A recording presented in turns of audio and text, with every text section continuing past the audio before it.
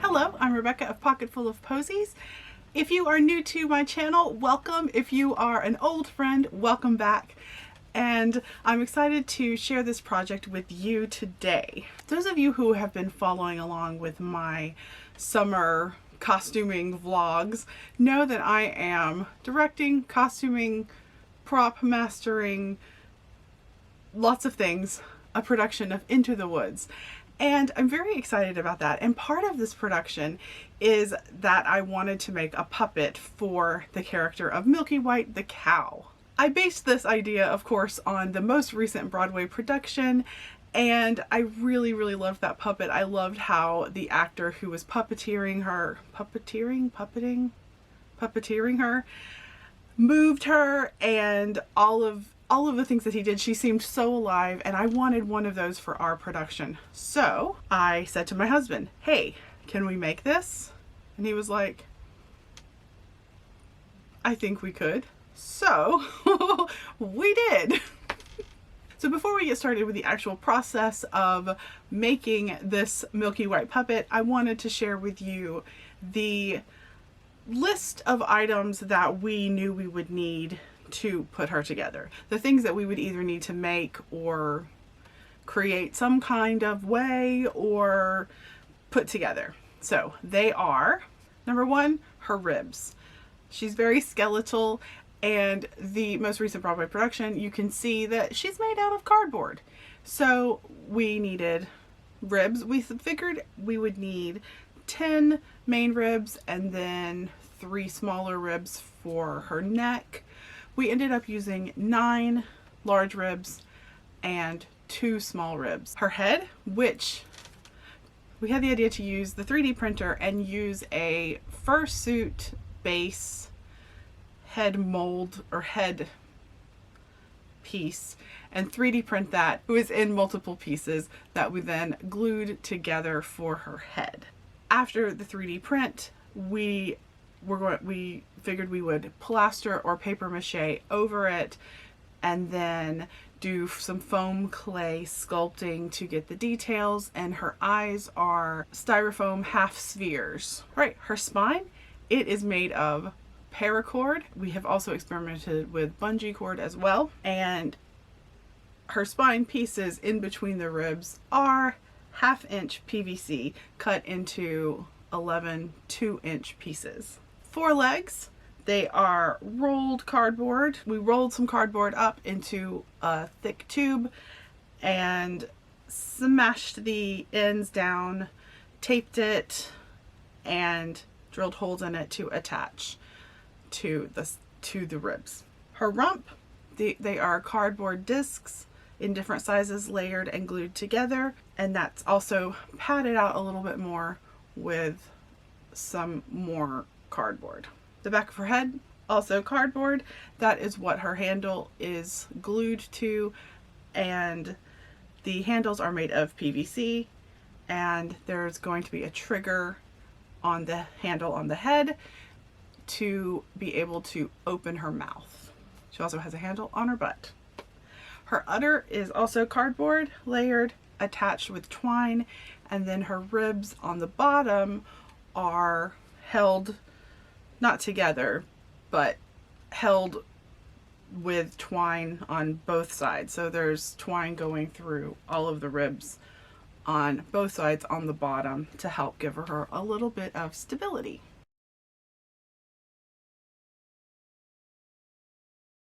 To start with how big we wanted the ribs to be, Chris did some calculations based on pictures of the one from Broadway, the estimated height of the actor on Broadway, and then we scaled them down a little bit because the actress who is puppeteering Milky White for our production is 5'1", so we made her a little bit shorter, we made her a little bit smaller. Each rib is made of 3 pieces of cardboard glued together. Cut those out, we made a template, cut those out, glued them together, and then we were ready to start thinking about how we wanted to put her all together. Luckily, the 3D print for the head went smoothly and surprisingly well. No issues. It all came together. To glue the pieces of the head together, Chris used super glue. We also taped it just in case. So this is the base for Milky White as we have her right now. The head is 3D printed. We're determining whether that's going to be too heavy, but it was worth the shot. So we're going to see. And then she's got a handle up here, and it will have a lever to open and close, or to open her mouth. And then her ribs are all cardboard. So we glued 3 pieces of cardboard for each rib. Then her spine is paracord and pieces of PVC. And her handles we're probably going to cover as well with something to make it more comfortable to hold. And her legs also cardboard, got some tape on there. Her rump's going to be built up more than this. And then we've just got some twine on each side of the bottom holding the ribs, and that makes her a lot better to manipulate. She's pretty heavy. I haven't weighed her, but that is our Milky White. Oh, and she fell.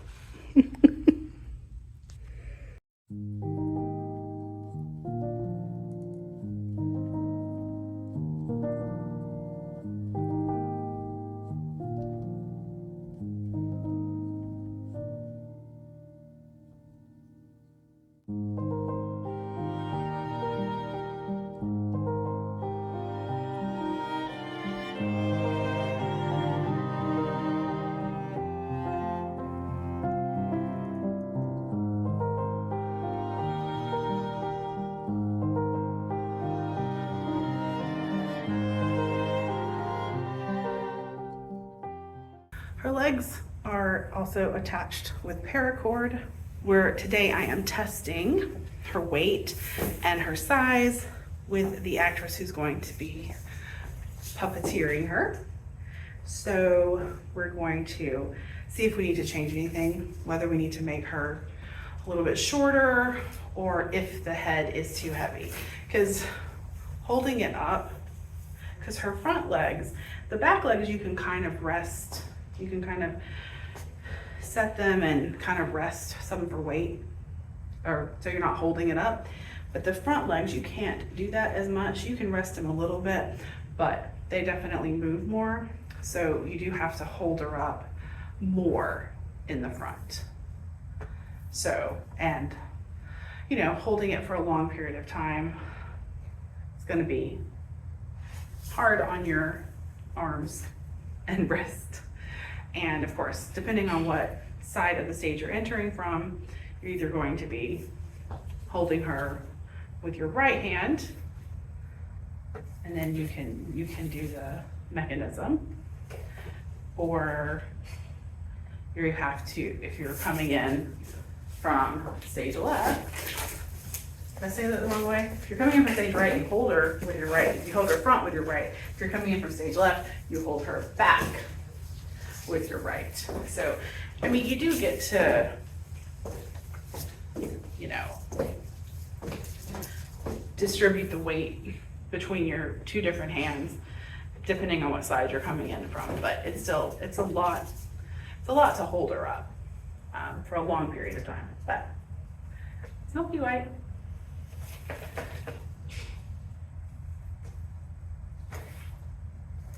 And actually, we had a bit of an unfortunate incident because I may have left her in the car, and we're in South Louisiana and it's very, very hot.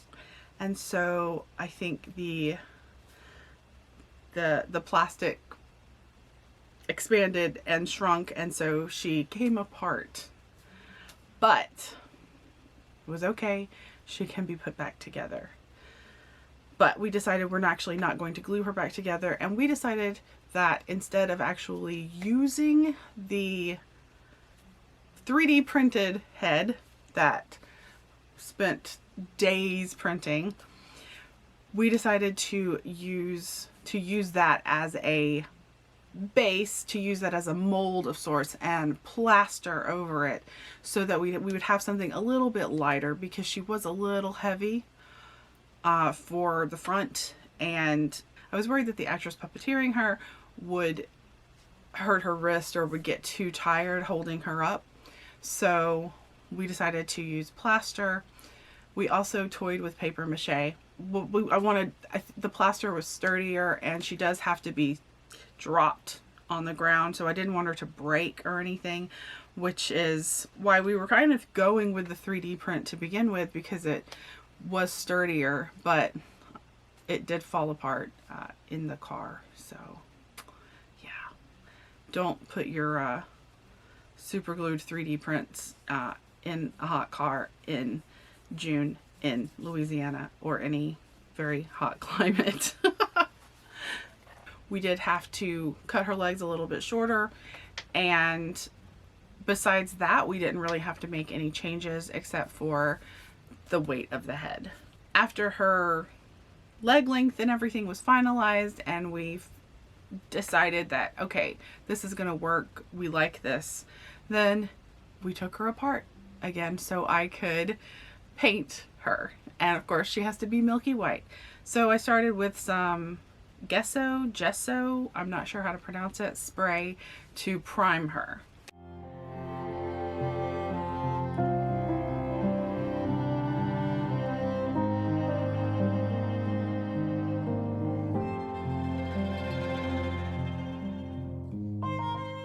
Hello, we are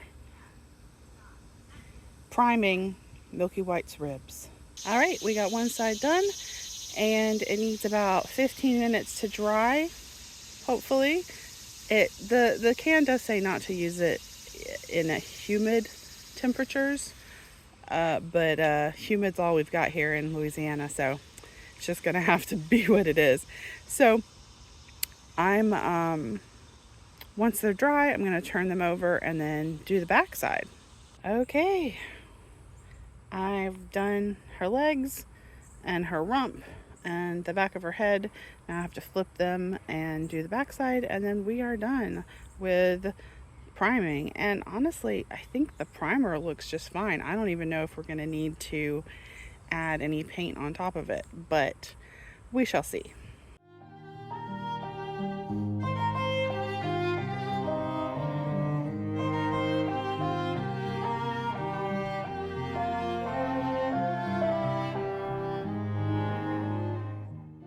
Okay, we are going to work on the rump.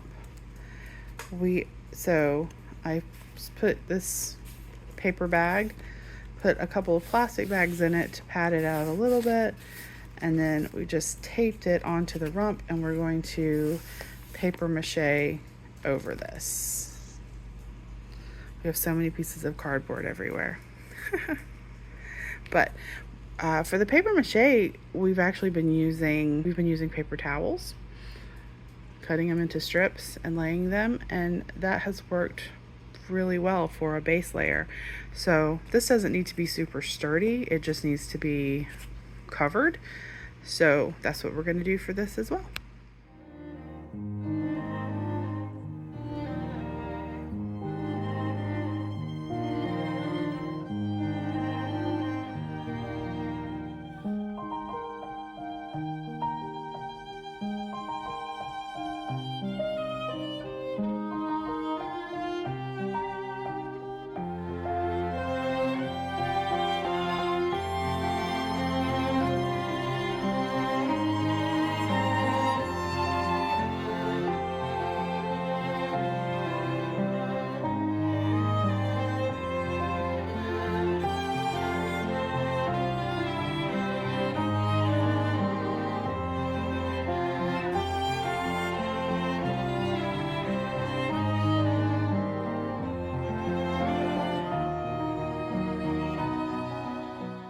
thank you so much for watching. I really appreciate you spending your time with me. If you enjoyed this video, give it a like, subscribe if you haven't, and if you'd like to be notified whenever I upload, you can hit that little bell icon.